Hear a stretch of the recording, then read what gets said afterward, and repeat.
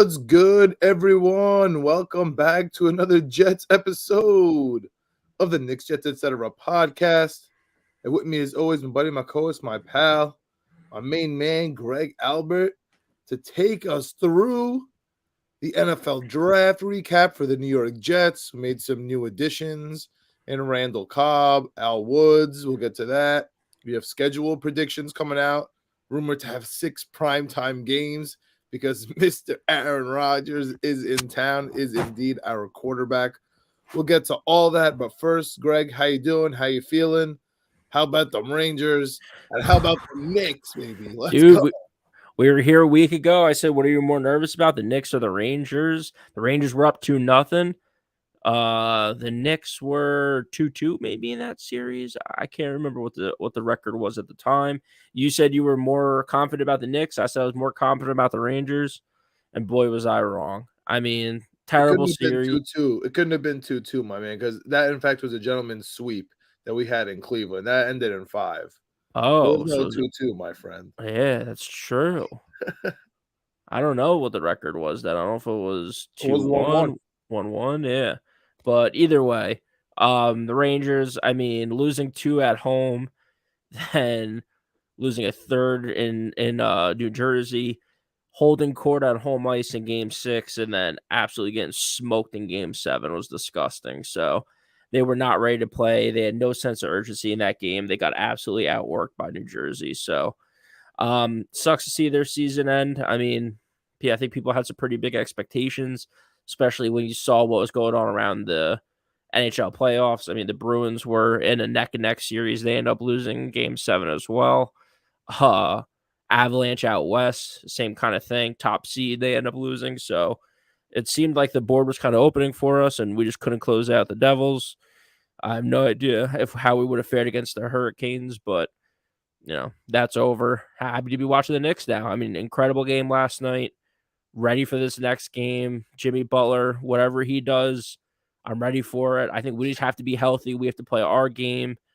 It's going to be ugly, but we're going to keep winning, hopefully. So I'm excited, man. It's been an incredible series so far. How are you doing? How's everything going with you? Good, man. I'm just in a whirlwind between the Knicks playoffs. I'm at every home game. And then it was going in between NFL draft.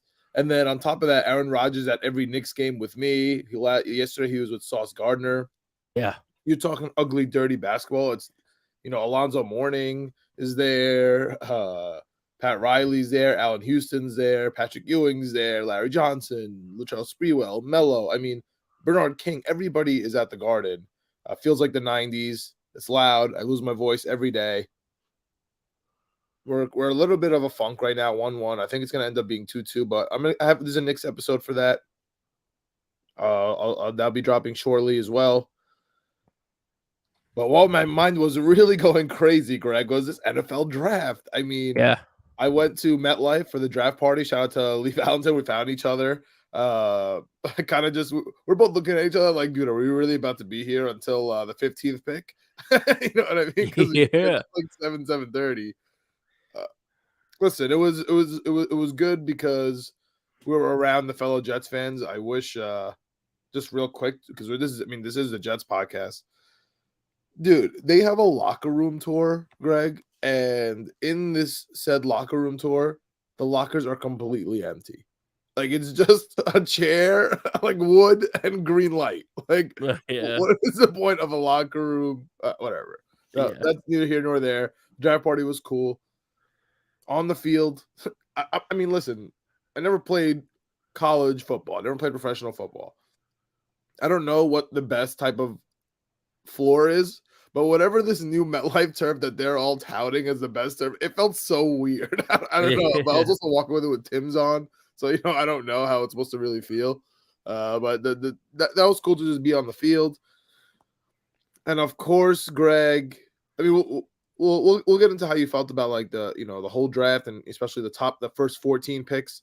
But dude, exactly what we said would happen with with the switching of the Green Bay and the Jets.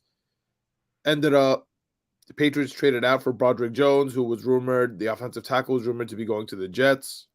And then it feels like the Jets kind of pivoted until it took Will McDonald from Iowa State University, who, by the way, is an all-time sack leader. So it's not like we got some scrub, but whatever. We'll get to that in a little bit. Rumors that we were going to get Gibbs, the running back. Rumors that we didn't want Broderick Jones. Rumors that we did want Broderick Jones. Rumors that Green Bay just wants to mess with us because they were taking Luke Van Ness, who was going to be there at 25. You know what I mean? Like, Yeah. move up, they need to move down. What are your thoughts about, the position of the Jets within the first 15 rounds, like how the draft played out, how the Aaron Rodgers trade played out due to the switching, and let's go. What are your thoughts about Will McDonald, baby, the fourth?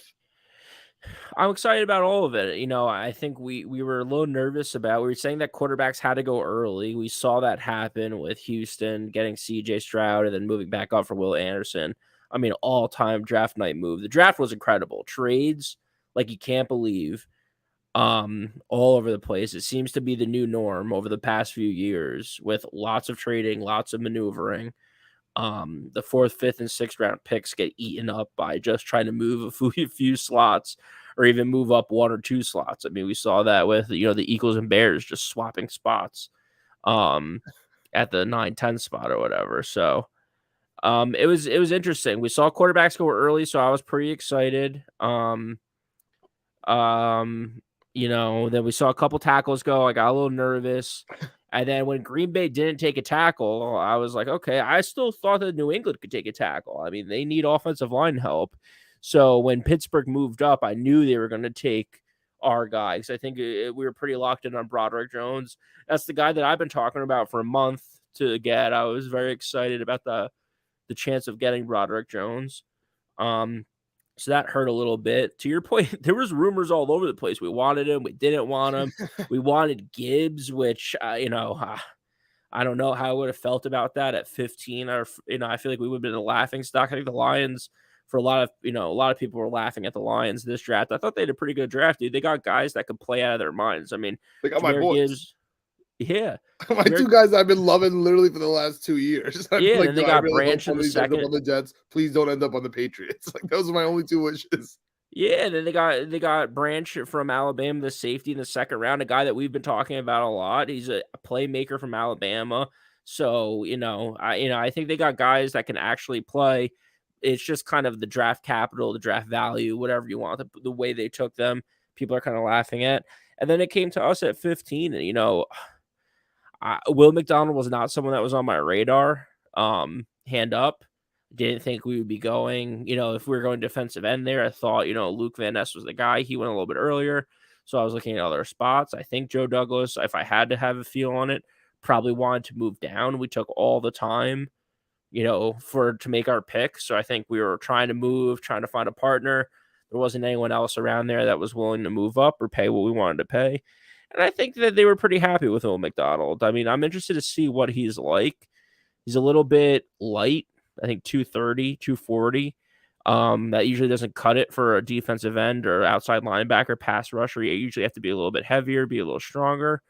I mean, the the one thing we took away from this draft is that the Jets like to draft athletic guys. Doesn't matter what round it is. You need to have incredible RAS score, the raw athleticism score. Mm-hmm. So he fits that mold. He fits that bill. To your point, top sack leader for Iowa State.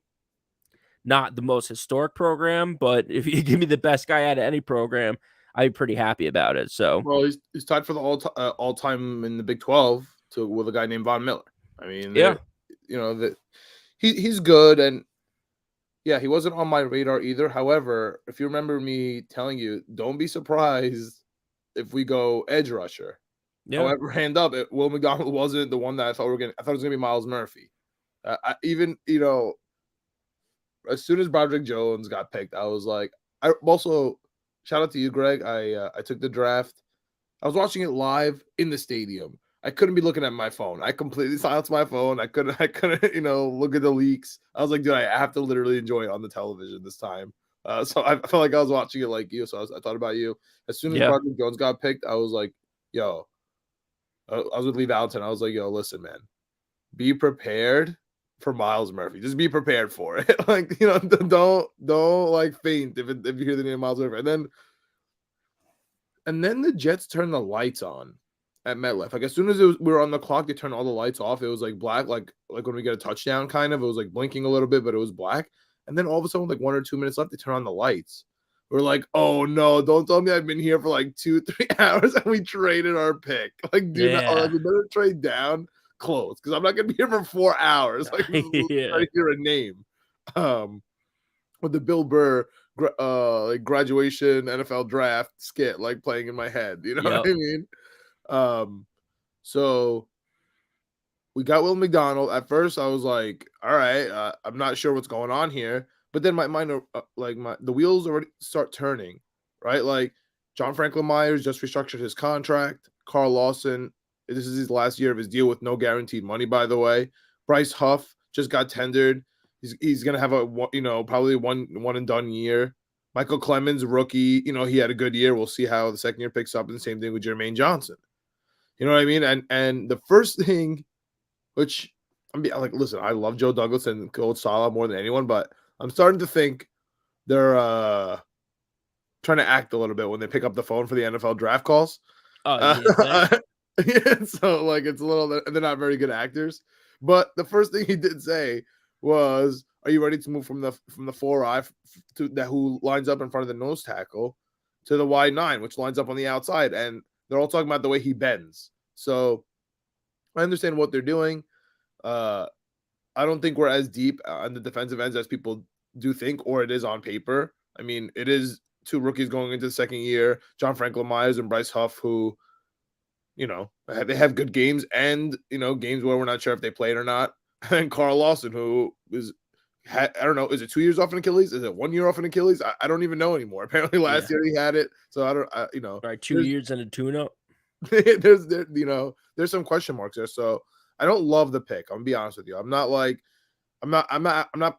out here about to go buy a Will McDonald jersey. That's not, that's not like in my thoughts. However, I think it's a valuable pick. I think it's smart for the future. And I think it gives us flexibility. Now, I don't think now we're desperate to keep Carl Lawson. I don't think we're desperate now to keep Bryce Huff. You know what I mean? And all we do is pick one rookie, who's good. It's just, it wasn't on my radar, but that's how I feel about it. He started playing college. He started playing football in his junior in high school. So I feel like there's a lot to be seen here. I think you touched on it, but again, I think what the biggest thing for me on why I think it could be a great pick for us, to your point, in the future with the aging pass rushers that we have on the roster currently, but also the formations, set up. To your point, in college, it was the I-4, so he was over the tackle. When you're over the tackle, in order, his strength is speed and bend. So he can get around people. But when you line over top of the tackle, you have to go through the tackle. You can go around with a spin move or a speed rush, but it's harder to do. When you play the wide 9 defense that Saleh does, you actually start outside the tackle. So you're in that little bit of a free space where it's a lot easier to beat someone with a speed rush. You don't have to make that initial contact at the line and try a rip move or try a spin move to get around someone.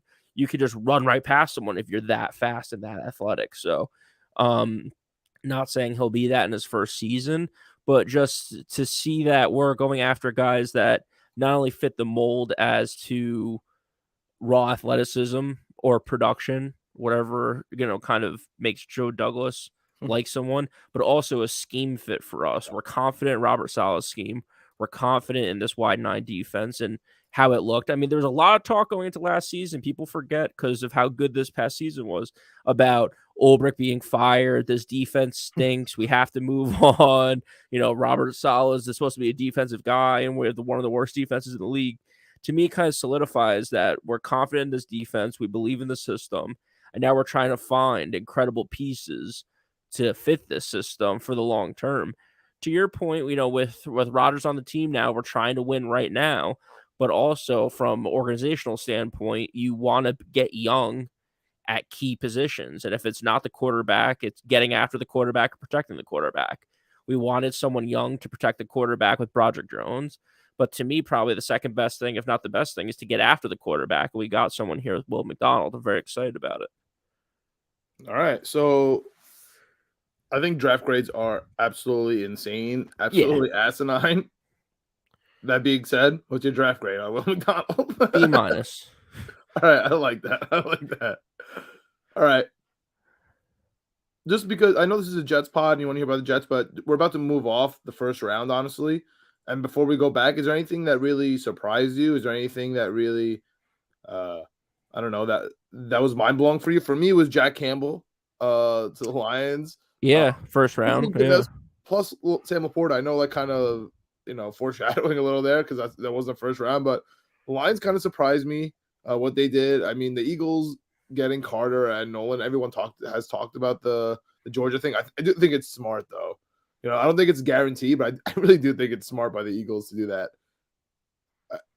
Anything else that really you were like, wow, I can't believe it? Joe Tippmann going to the Jets before JMS was picked off the board. I Well, we'll think get that that in the was second round. We'll get that. We're about to oh, get to okay. that. But Okay. anything in the first round before we move on off the first round? No, I mean, I talked about Houston moving up to get the second and third overall pick. I think that's pretty insane, especially with their franchise and where they're at. Like, they're not in a win now mode. So that I thought was pretty interesting. No, just dude, honestly, it's just the amount of trades. The amount usually, in years past, teams kind of had other trade partners that they worked with historically. And it just seems like everyone's open for business. Everyone's willing to shop around. I mean, the big storyline everyone's talking about the Philadelphia Eagles becoming, Georgia Northern or whatever they got going on there. I mean, they're just drafting every Georgia player, getting Jalen Carter at 9. I thought was incredible. And then I'm just looking around the division. I thought that Kincaid going to Buffalo is scary. We talked about him being the best overall tight end in a pretty deep tight end draft. And to think that he's going to be in Buffalo for the next 10 years, they already have Knox, but he's a big time upgrade if he pans out to what people are expecting.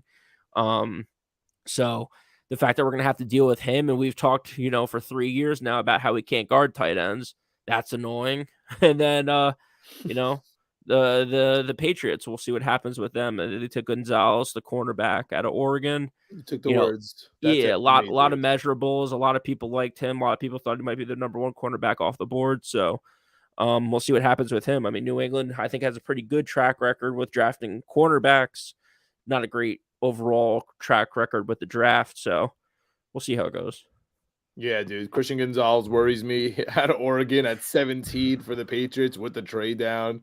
Yeah. That one hurt. The question mark for me, I have no idea why the Commanders drafted Emmanuel Forbes. I'd like to be absolutely wrong about that, but that was a weird pick for me. It was cool that the Vikings got Jordan Addison. I feel like that's the only place he could possibly fit. Honestly, like, I don't have much confidence in him, but that's a good spot for him. Same with Zay Flowers. I feel like it went a little high. Quentin Johnson and the Chargers. Is Keenan now on the hot seat? Like, I wonder if he's definitely gone after this year. Najigba to the Seattle Seahawks. Dude, they draft freaks and they don't really care at all Yeah, about Jigba anything was another else. one that was kind of surprising because we talked about it. I think there was a possibility for us to take him at 15. Like, I know we have a pretty deep wide receiver room, but he's incredible. I mean, he's had some insane games. He's had some great tape. So to see him kind of fall to 20, I thought was interesting. It might be injury concerns, it might be whatever it is. But the whole wide receiver class just kind of had a run late in the first round, where last year we kicked it off with the 10th overall pick, and there was a run of 4 or 5 guys in a row, or over 6 or 7 picks. This year, later, and starting with 20th, 3 or 4 kind of went in a row. So, thought Jackson Smith and Jigba would go a little bit higher. That's my last kind of surprise of the first round. Yeah, and speaking of Miles Murphy, the fact that he's on the Bengals after this Carl Lawson and Trey Hendrickson deal, he's going to be a beast, and we're going to regret that for a while. Yep. And of course, your boy Brian Brees goes, the defensive tackle from Clemson, goes to New Orleans, who trades up and has never, ever traded down. Just trades up. The craziest stat I've ever heard. All right. You want to jump into it? That's the elephant in the room for me, for us, for Jets and Giants fans, for all of us. We were sitting at 43.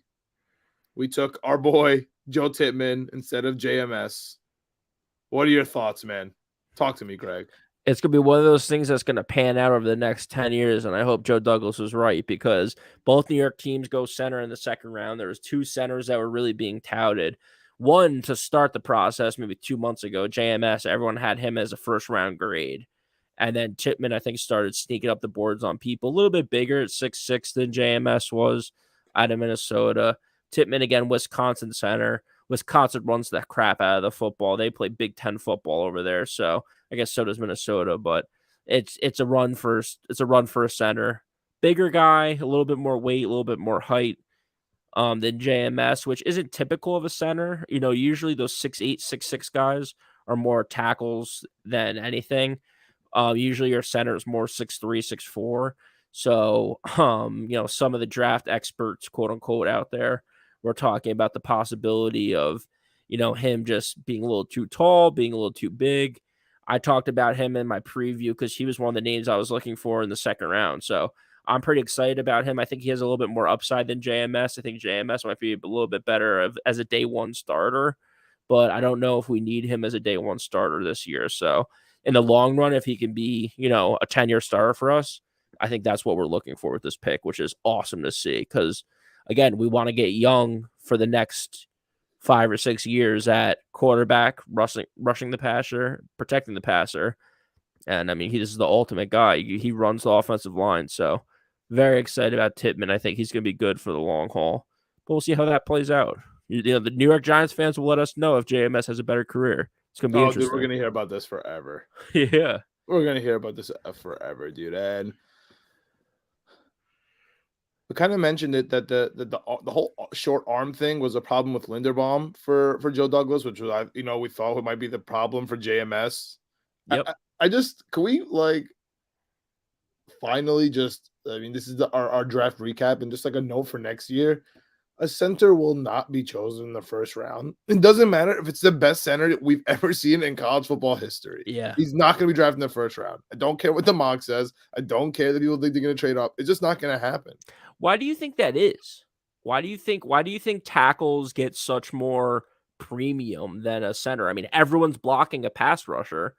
So are there just better edge pass rushers than defensive tackles? I mean, Aaron Donald has something to say about that. I just think in general, the best offensive lineman, the biggest guy, the freak, is the left or sometimes right, but mostly left tackle on the college football team. You know what I mean? And that's how it's kind of goes up in the ranks. The center is I feel like it's a non-premium position that nobody wants to talk about. I feel like it's the safety and the center somehow, some way, even though he touches the ball literally every single play. So I get what you're saying. And sometimes they call it the plays and they call it the defense. I don't know, man. I don't know why they call out protections. Don't get drafted early. I don't know why centers don't get drafted early. I get why running backs aren't paid, but I don't, and I guess that's makes it why they don't get drafted early. But or linebackers too. I don't get. As much as I was surprised about Jack Campbell going early, I don't know why I should be surprised. He was a beast. You know what I mean? Yeah. He's so good. I would love to have Jack Campbell on this team. So, I agree with you. Those safeties, linebackers, and centers just seem to not be valued around the league, and I'm just not sure why that is. I have a question for you. Do you think there's any truth to the rumor that our man Aaron Rodgers had a say in taking the Wisconsin kid? I heard that somewhere that they kind of discussed it with him, which, listen, they brought a lot of laptops to his house, when they went to go see him in LA. Do you think there's a possibility that they were kind of talking about some prospects because they knew he had to get a center? So they're talking about, hey, we got McGovern. We're thinking about these 2 draft choices. We want to take one of them. And then we also got his boy Billy Turner. We didn't even mention him. We got Billy Turner, who played with Aaron Rodgers, who had center, guard, and Nate Hackett. Yeah, played 2 years in Green Bay and then went to Denver with Nate Hackett last year. Now he's on with Nate Hackett again this year. So knows his system. Very excited about him. I think someone found an old Pat McAfee clip from a year ago or so about Aaron Rodgers praising him. So I'm very excited about that. I hope that That's what I'm saying, dude. He's able to contribute. He has a say in all this. He knows. I think he might have a say, John. But what's the say going to be? Do you think Aaron Rodgers sat down and watched Joe Tippmann tape, a JMS tape, in the 4 hours we met with him, and was like, "Oh, draft this guy over this guy"? maybe he has a say, but I don't know what weight you put on what he has to say about it. Like, I think Aaron Rodgers is like, that's not my really purview. Like, I haven't watched any of these guys. I've been playing in the NFL, winning MVPs and throwing for 40 touchdowns. So, take whoever you want. Like, you just got to get me the ball. All right, fair I enough. don't Fair know. enough. I don't know. That's fair enough. All right, so we ended up with a couple extra picks here. We won't get in too much into the nitty gritty, even though I can't believe they traded with the Patriots. It's crazy. Yeah, I think we Anyway, should just run down them, though, in case there's anyone out there who hasn't seen it. Yeah, I mean, Carter Williams, 4th round. So, again, we didn't have a 3rd-round pick. We traded that for Elijah Moore. So, we went Carter Williams out of tackle out of Pittsburgh, blocked for Kenny Pickett when he had that stellar season 2 seasons ago. And then last year, a lot of things changed at Pittsburgh, including him having an injury and missing most of the season. So, coming off an injury, big guy, has a lot of upside, raw prospect. But again, that's who you're taking in the 4th round. These guys may or may not pan out. I wouldn't even say they have a 50-50 chance at panning out. I would say it's less than that. But if this does hit, this is another shot at us getting younger at the offensive line, which is great. so this is the second time in a row that we drafted an offensive lineman with round 4. Last time was Max Mitchell. Yeah. Which we don't know And what's going on he's with the looked blood good. He clots. showed up to camp. I was really pissed, I'll be honest with you, that DeJuan Jones went 1 pick higher. That actually, I was screaming DeJuan Jones at my television. Then he What ended team up did he going go to? the Browns. Did you see that report about him? That's I knew the name sounded familiar. You see the report about him, the reason why he fell, right? That's the guy from Ohio State. Mm-hmm. That he said when he was meeting with teams was saying that he doesn't really like football and he's trying to play in the NBA. No way. Yeah. You look it up on Twitter after. It was insane. So like he was projected to be like a 3rd round guy. He fell all the way to the 4th round because he's like 6'8". He has issues with motivation, he has issues with practice, he has issues with all this stuff. And he's like, yeah, I'm just not really interested in playing football. That's a bold take. Yeah, it's wild. It gave me, was it Anthony Edwards vibes where he's like, I want to be a rapper. I mean, it's crazy. That's a bad example because Anthony Edwards is a beast. Well, he started playing football. He was also the number 1 overall pick. I mean, this guy's not going to be, That's true. Like I said, if it's not a 50-50 hit rate with a 4th round pick, so it was a 30%, 20% chance this guy pans out. The guy wants to play basketball instead of football, doesn't really want to play football. I mean, you got a 5% chance maybe at making it in the NFL. Like, it's crazy. So, maybe we dodged a bullet with that. Again, we'll see how it all pans out over the years. So, yeah, Carter Warren out of Pittsburgh. Then we go. You got to give me some captain, by the way. You talking about kind of some trends with the Jets. Besides Carter Warren being an absolute freak of an athlete, yeah, he's also a captain. Just throwing that out there. Yeah, that's again something that we pointed out for the last few years. Joe Douglas, all those guys.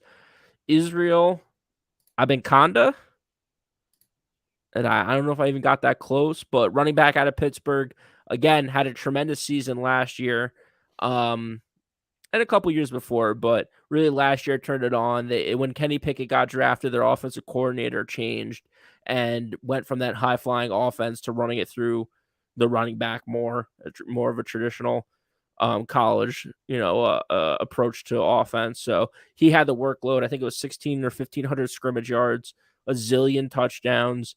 He's able to catch it, but really he just has explosive runs. Again, that's the type of guy we're going after, right? That explosive, high athletic score. Robert Saleh's talked about it a lot. We need to be explosive. We need explosive plays on offense and defense. So I was very excited to see him in the 5th round. It's so funny because you're the height and weight guy, you're the measurables guy, and he's the exact same height and weight as Breece Hall. Yeah, they talk about his lower leg strength. He ran a 4.44. Shout out to Jay-Z. 40-yard. He scored 20 touchdowns. There's zillion touchdowns. Phenomenal album, by the way, with Jay-Z. People don't like the 4.44, dude. Incredible album. Like amazing. I love 4.44. People. I think people falling off on Jay-Z over the last few albums, even though there hasn't been one in quite some time. But dude, it's still gas every time. All right, shout out to 4.44. Yeah. You'll never forget that now that Israel ran a 4.44. Yeah, I won't. Speaking of Carter Warren, he is from Patterson. in New Jersey, so he's Yes. moving down the block. Yep. Does have some old injury concern. We won't talk about it much, but last year he had a tough year. So that's why 4th round injury guy. I feel like that injury tackle. I feel like that's we're starting to get a little habit there as well. But he'll had 5 sacks in 2021 and 2 sacks in 2020 and 2022 combined. So pretty nice stat from Zach Rosenblatt at the Athletic there. Yeah. Shout out to him. Moving on a little bit to Zaire Barnes, Yep. the linebacker from Western Michigan in round 6. Hold on, just one note I forgot to make. I was talking a lot about how I want JMS and Mo Ibrahim, just like the offensive lineman running back tandem. So I'm glad we went the pit route. I mean, I am cool with it. This is fine. And another note is Dwayne McBride fell, dude. Dwayne McBride, like I don't know what happened with Dwayne McBride, but we wanted him there. He fell. So he's on the Vikings now, so we'll see what happens. But yeah, he went 222. We thought we were trying to get him. I don't know.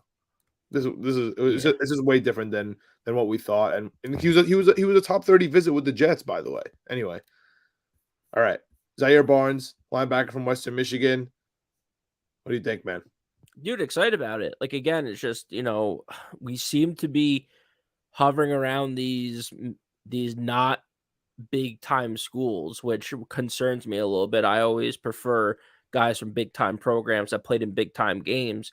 Western Michigan certainly hasn't played in any big time games. I mean, Mac School will absolutely love it. Don't get me wrong. I've watched a lot of Western Michigan on Saturdays, but happy about it. We talked about needing a linebacker. I was hoping to address it a little bit sooner in the draft. I think the board just didn't really fall our way in certain spots, so we went with a couple different spots. But happy with that. Happy with Bernard Converse out of LSU. Again, another 6th round pick. We had 2 6th round picks. So again, it's a more depth piece at cornerback there with that draft pick. I thought it was kind of interesting. It seems like he's going to be a special teams guy.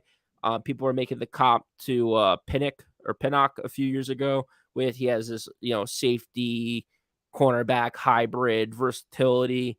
I don't know how those guys really pan out in the NFL, but I think he just gives us depth and another option. Again, both of these guys, incredible RAS, raw athletic scores. So definitely seems to be a trend. I think we had the highest overall combined average RAS score of any team in the draft this season. So it seems like Joe Douglas really likes those guys. Yeah, Green tweeted out a chart with all of the raw athletic scores for all the teams and averaged them up, and we were number 1. So Joe Douglas definitely has a type, and that's athletic.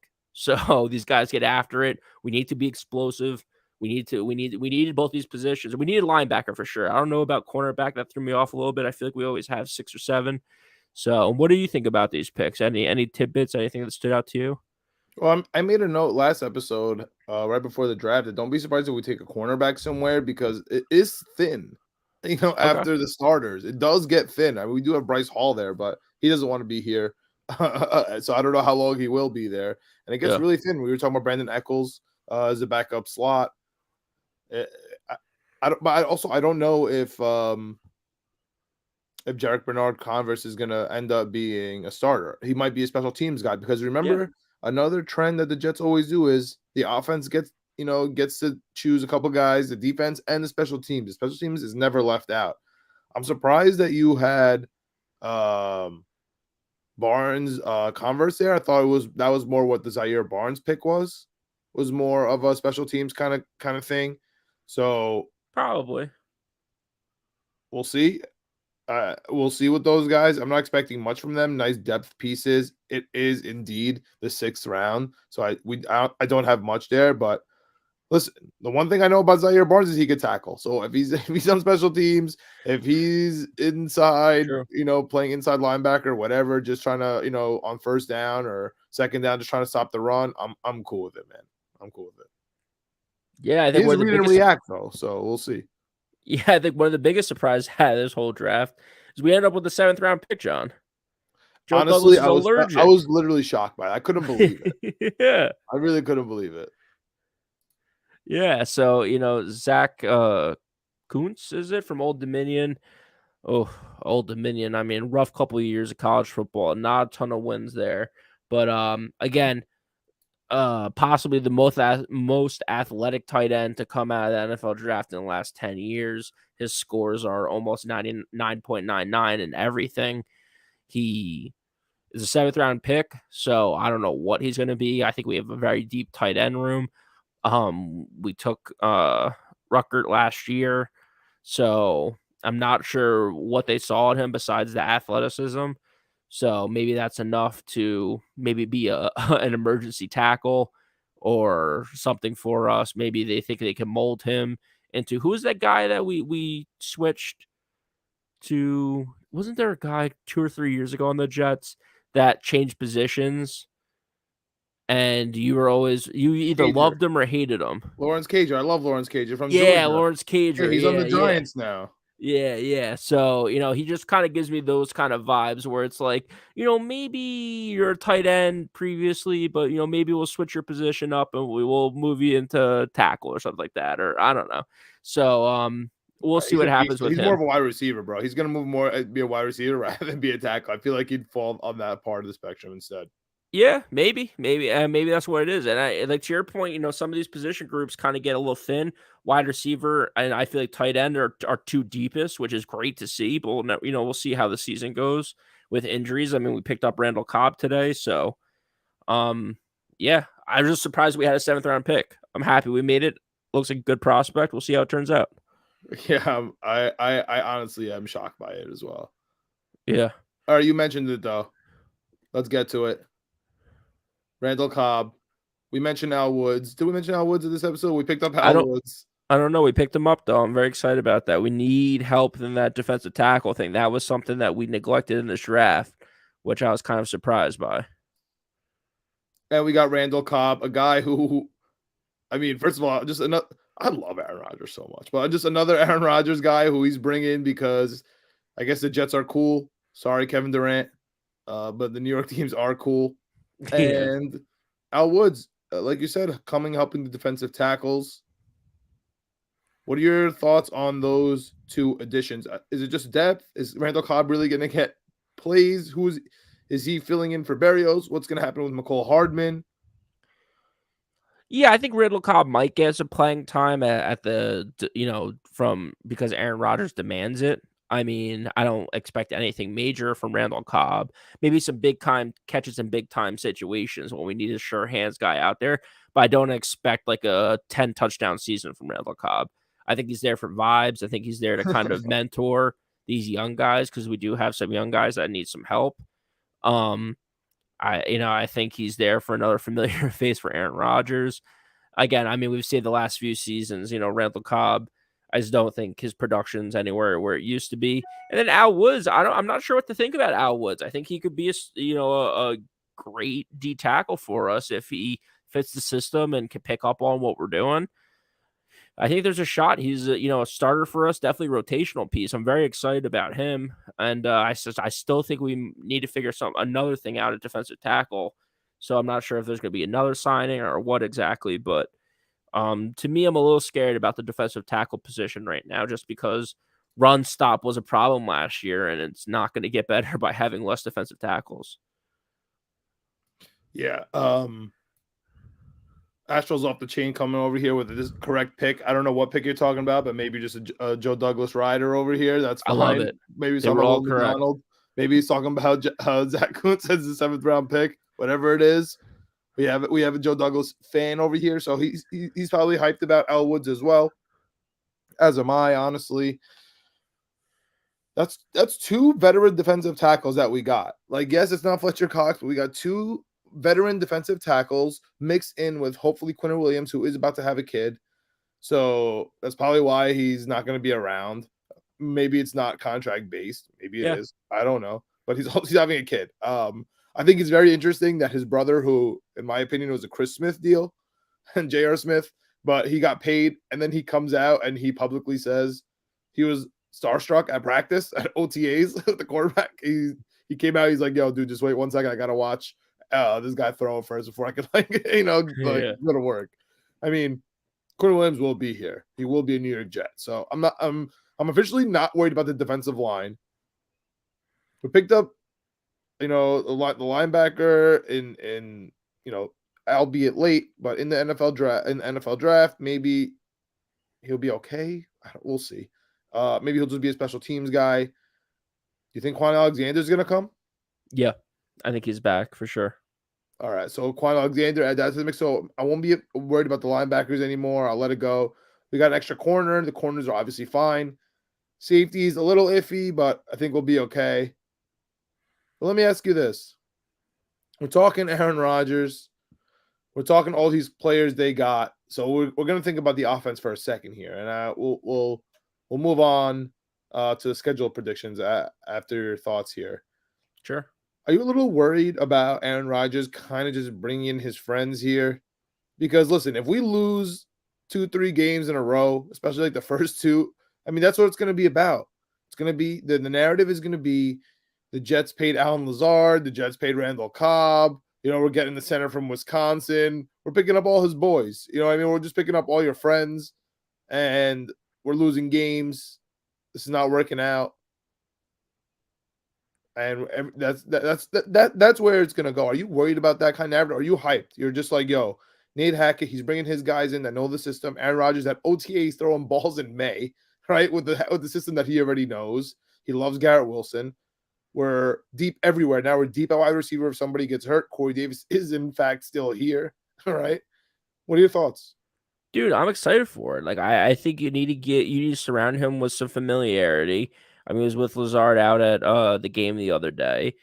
I think you also bring in people that know Nate Hackett's system. I mean, it's like a cheat code. You're just the less people that need to learn the system, the better, because they can help other people learn the system, or they can just get on the same page quicker. I mean, and then also to your point with Aaron Rodgers throwing balls in May, when's the last time Aaron Rodgers was settled in with what he's going to do in May? I feel like Aaron Rodgers for the last 4 years, 5 years is always up until June, July, is he going to sign? What's he going to do? Is he going to retire? Blah, blah, blah. They drafted Jordan Love, this and that.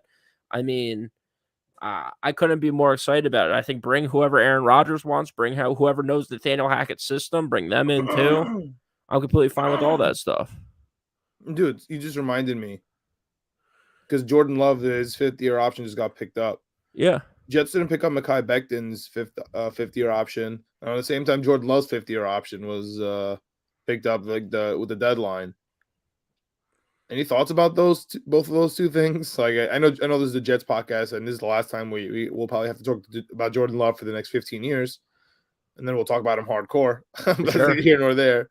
Any thoughts about Jordan Love and Mekhi with the fifth-year options? No, I thought it was interesting what they did because I think they I don't know if they declined it and then restructured his contract or what, but they did something where it was less money, but it was more incentive based. So instead of paying him, locking in like a $24 million contract, they're paying him like 15 with like 12 million in incentives. So saves them a little bit of money on the front end, saves them maybe money in the long end if he doesn't work out. And just gives Love some incentive to do well. I mean, I don't know what more incentive you want than you have an option to be a 15-year starter for a franchise that loves falling in love with one guy at quarterback and rocking with him for 2 decades. So I think he's pretty, incentivized up already, but now he's got more incentives. So I thought it was an interesting move by them. I haven't really seen too many teams do that before, so I thought that was cool.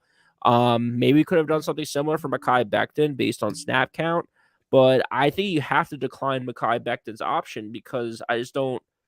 What are you going to do? You're just going to keep paying this guy $20-something million a year. I mean, it was a 6th overall pick, so I don't know what that would lock in at $23-24 million. You're just going to keep paying him to not play. I mean, it's insane. He has to play. He has to play well, and he has to play a lot of snaps in order for us. And then I think we'll be more than happy to come to the table and give him a nice contract. I think we'll be more excited to give him a contract than most teams around the league. I mean, dude, the guy hasn't played since, the whole world shut down. So I don't know. He's got to get on the field. Yeah. He looks like a tight end though, so I'm excited about it. Yeah, happy for him, man. He looks good. Yeah, so I'm excited about Mackay. I think we'll really sign him if he does play well. I think he's going to be our starting right tackle. I really truly do. So we'll see what happens there. But dude, I've never been so excited about a Jets year in my life. In my It's life, insane. this is crazy, dude. Aaron Rodgers all over New York, going to OTAs. I know I already mentioned it. We hit an absolute. We hit for the cycle in the draft last year. So it doesn't even matter if none of these draft picks pan out. I think some of them will, but literally Yeah. doesn't even matter because we literally hit for the cycle in the last draft. We're killing it in free agency. In my opinion, we're filling all the holes with legitimate veteran starters, not people falling off the cliff like starters. Yeah. And you know what that means, man. If I'm this excited and the one Jets Drive propaganda only has dropped a trailer, hasn't even dropped an episode yet, you know it's real. And Adam Schefter kind of confirmed that, talking about how the Jets might max out at the 6 primetime games, which is a literal max. I So don't I'm think that's here. gonna Let's happen. just end this episode on a little fun note. We have a lot of really important games this year, Yep. from the Jets fan perspective. All right, let's keep it real, right? Because maybe the organization will lie and say it's not. It's just another game. Listen, man, there's a couple big games, so I'm gonna list a couple. Let me know what you think about them. Like if we're gonna get prime time, because we have six to choose from. So I'm gonna give you a Yeah. couple out here. We got Real quick before you dive into it, I just want it for the people at home. So the schedule rotates. So this year we have the AFC West, and then we also have the bottom teams from was it the AFC North and the AFC South. So AFC West is no joke, man. People were touting that last season as the best division in football, and now people are saying that about our division. So we'll see how that pans out. But those four teams are no joke to throw in the mix. And so we're also playing was it the NFC East? yeah. So those are two tough divisions. I mean, the Eagles are no joke. Like the Giants went to the playoffs. I think they're going to be even more improved this season. And then those Cowboys are always pesky. So it's going to be a tough schedule. So that's a good intro because we could start with the NFC East. We got Jets Giants, which Yep. I personally think is going to be a 9/11 Monday Night Football. Yep. Week one, everyone wants to watch Aaron Rodgers. That's all everyone's been talking about. Monday Night Football against the Giants, first time on the home turf, right? They just changed out. I mentioned before. That to me is a lock. Daniel Jones just got re-signed as well. Saquon Barkley maybe working on an extension. Everybody's like new and fresh on both teams. I think that's a lock. Yeah, 9/11 New York. I mean, both New York teams. I think that's a no-brainer. So then there's a couple big games in my opinion. I don't know where they're gonna fall. I mean, we do have the Cowboys. Yep. That could be the Thanksgiving game. Aaron Rodgers on Thanksgiving. Hello. 4 p.m. We have Hackett going back to Denver. Yep. I feel like that's going to be a Sunday or a Monday night. Maybe. We have this is what's interesting. We have New England is hosting a Europe game. I'm pretty sure the London game. I don't think Germany, right? is the Germany one this year. I So they're believe hosting so. the Germany. Oh yeah, that's right. They're hosting the Germany game. Yep. The Jets, one of their draft picks was announced from London this year. Yep. With Nick Mangold there. They love London. They love the connection.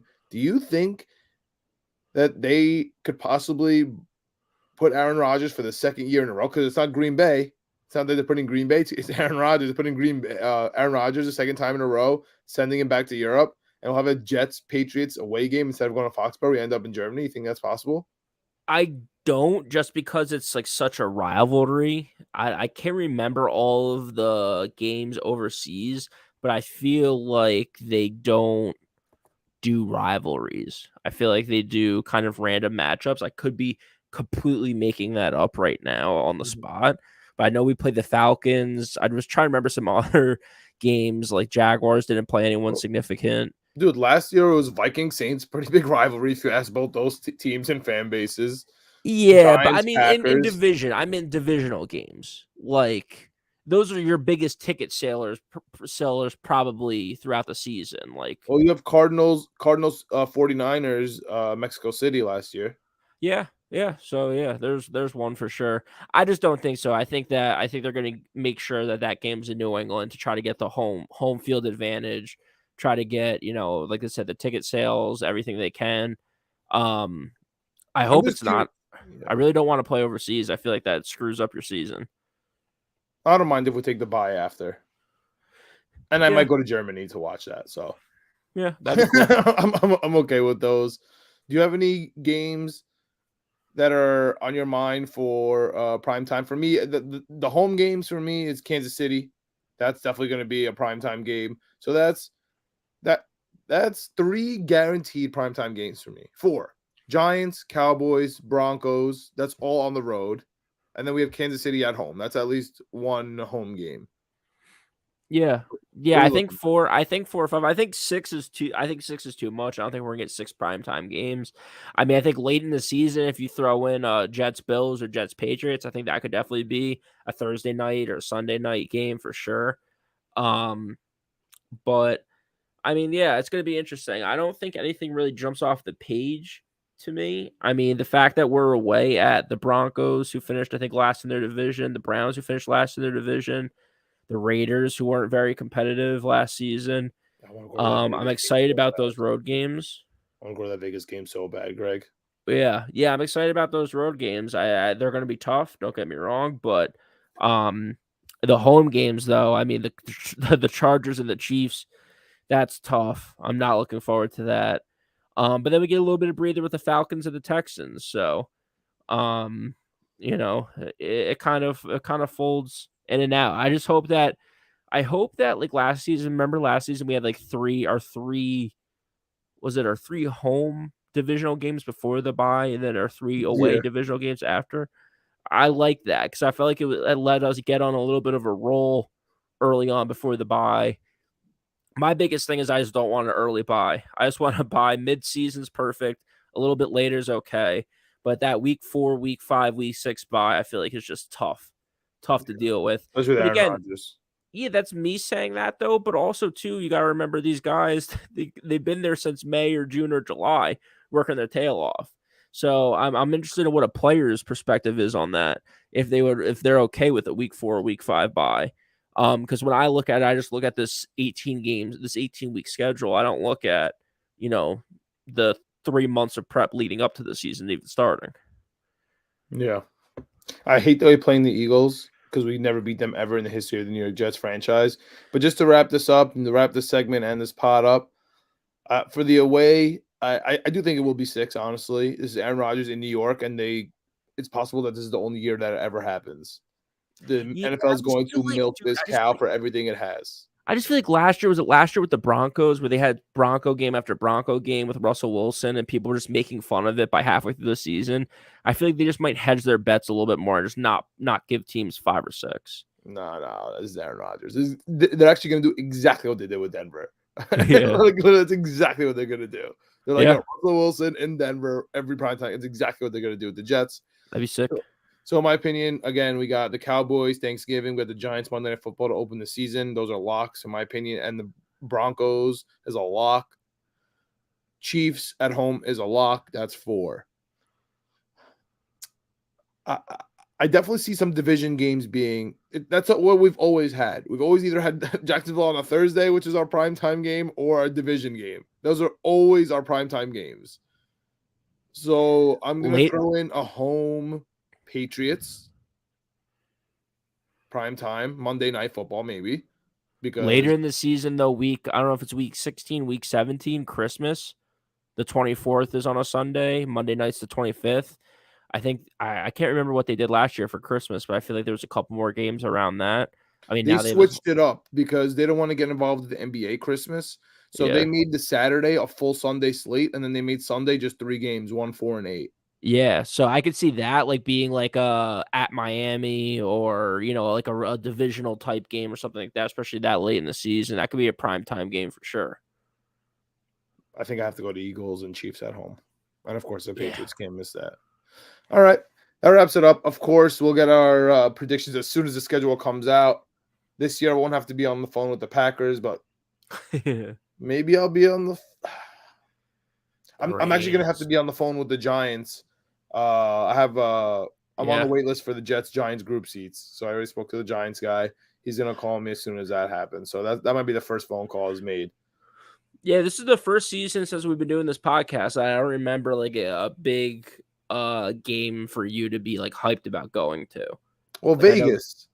The yeah, problem with Vegas is there's no tickets. They're all sold already. They're all sold out already. So you have to buy them secondary market. So yeah, that's just the thing. Like, should I just go to Vegas and just like hopefully snag a ticket? You know what I mean? Like that type of deal. yeah.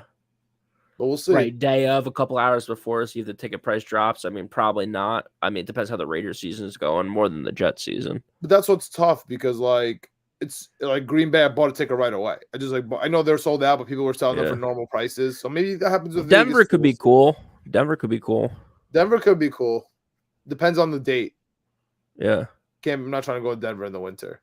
I heard the Denver facilities stink too. If yeah, the Cowboys are not on Thanksgiving, I'm probably gonna go. that'd be cool. We'll see. We'll see how it goes. I would love to, dude. At home is gonna be fun. Yeah, Aaron this Rodgers is at going to be an home is gonna insane be fun, season. bro. It's gonna be so fun. I can't wait. All right, guys. Any last thoughts, Greg? No, What's get the us next out of series? here. Like and What's the next subscribe. series? Leave a comment below. What's the next series? No, you're not getting away from this. I think it goes 7. I think we win it in 7. Oh my God, Greg! If we have Game 7 at the Garden, I'm going to need a heart monitor.